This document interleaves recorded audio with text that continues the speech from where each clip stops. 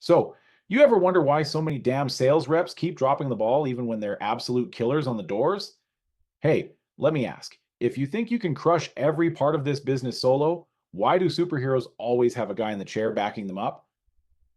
Because the truth is, trying to remember every little detail on your own, you're burning cash and you don't even know you're leaking deals. I'm going to show you exactly how that's happening right now. All right? So here's the thing. I'm going to break down why bouncing between 100 tiny admin tasks and chasing customers is setting you up to fail, even if you think you're holding it together. Let's walk through Timothy's story. And you'll see step by step why that guy in the chair isn't just a nice to have. It's literally the lever to unlocking bigger commissions and way less stress. Let's dig in.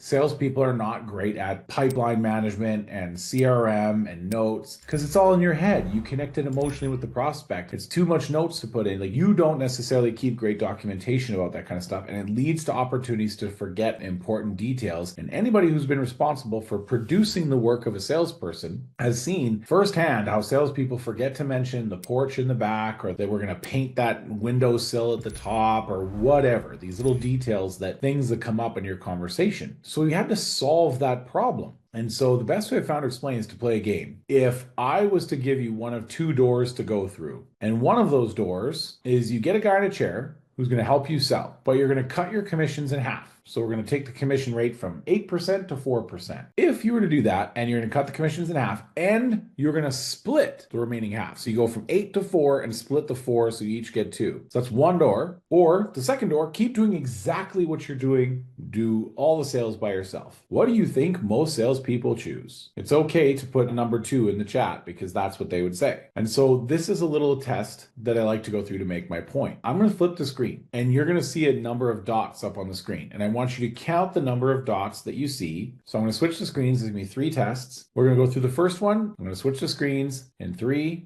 2, 1, go. Everybody should be done by now. And the number is 11. I'm going to do it again, switching screens in 3, 2, 1, go. All right, everybody should be done. Last time, 3, 2, 1, go. So it should be instantaneous. I've done this with 100 companies at this point. The answers are always relatively the same. What's interesting is the math. 7 is more than half of 11, right? 7 times 2 is 14. But yet it takes a third of the time for you to count more than half of the dots. And then 4 is more than half of 7, and it takes half the time here. In fact, this is almost instantaneous. Why is that? And I promise there's a sales lesson buried in this. Because when you're at 11, you probably go, this is really unstructured. I'm going to go 1, 2, 3, 4, 5, 6, 7, 8, 9, 10, 11. But here, that was a lot more obvious. You probably went 4 plus 3. But here, your eyes instantly recognized it. There's 4 dots on the screen. It's instant. So your brain breaks down the act of completing a task differently based on the complexity of the task, which is the only point that I stand to make here, because it comes into the next thing, which is the ABC 1, 2, 3 challenge. This is a really fun activity to do. The first thing I want you to do is to time yourself counting from 1 to 10 as fast as you can out loud. And the reason it's out loud is because your mouth can only move so fast, right? You're limited by the speed in which you can say things, because you got to enunciate each number. Like, you can't be like, what do 10? It's got to be saying each number. 3, 2, 1, go. Now, most people, it's about 2 seconds. I've done this test a zillion times. If you've done this, you've qualified to do the next one. You just got to know your ABCs. But I want you to go from A to J as fast as you can, saying each letter out loud in 3, 2, 1, go. Most people do the letters a little quicker, because when they realize this is a time thing, and sales guys are usually a pretty competitive bunch, they're going to do that in about 1.8 seconds. So now I just want you to do the same thing you just did, but together. So you're going to go A1, B2 in 3, 2, 1, go.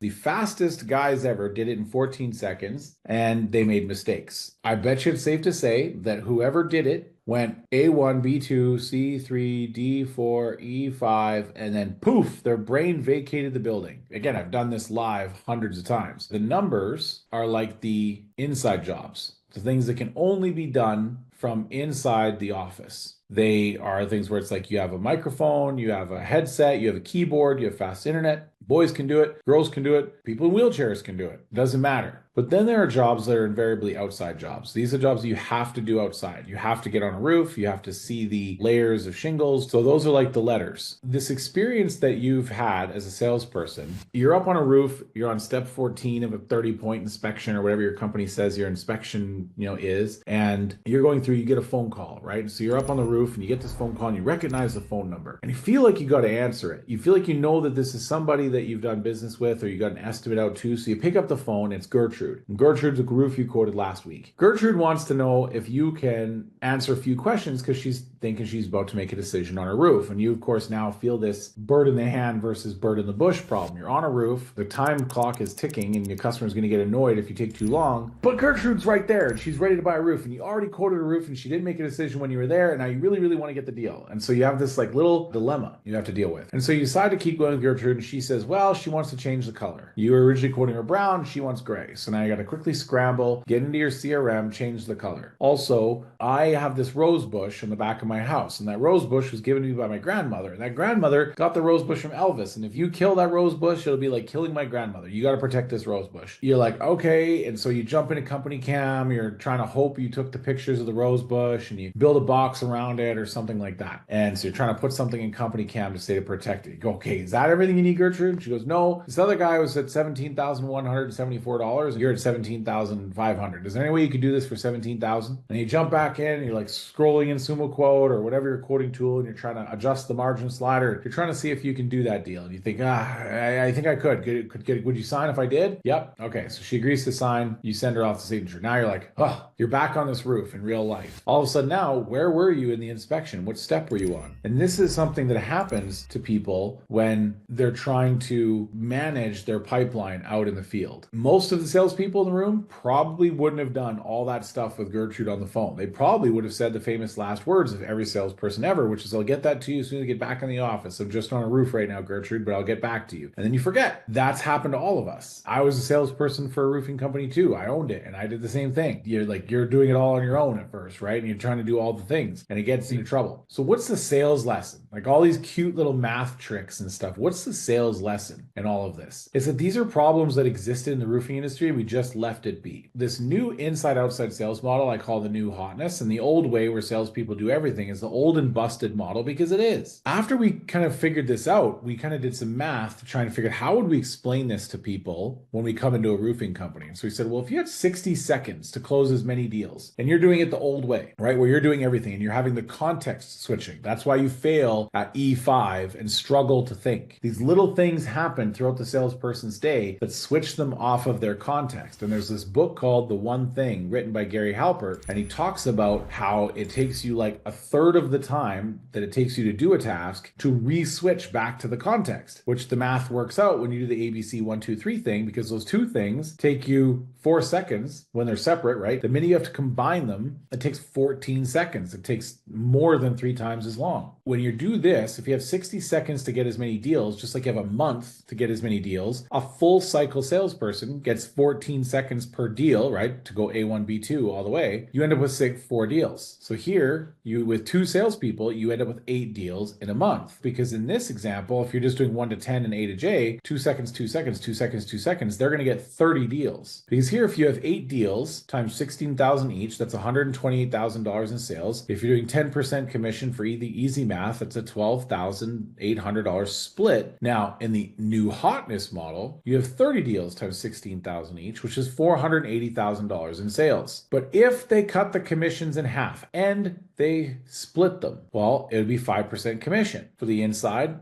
and the outside. That would be splitting $24,000 in commissions. But this is math that we've proven, that when this system is adopted and people believe in it and they see the vision of it and they work within it and they choose to work as a team, this happens. And the other piece of this is that it just makes sense because you get that teammate. If you remember this show, Spider-Man, there's a scene where Ned, right, his friend finds out that he's Spider-Man. He's like, hey, can I be your guy in the chair? And Spider-Man's like, what do you mean guy in the chair? He's like, well, you're the hero, but like, that person's like on the computer and telling you like where the bad guys are going on the tracking device that's on the map. Like, can I be your guy in the chair? And he's like, yeah, sure. He gets to be that guy in a chair. But we realize that every hero has one. Batman had Lucius Fox, and before that he had Alfred. And then even Tony Stark has Jarvis.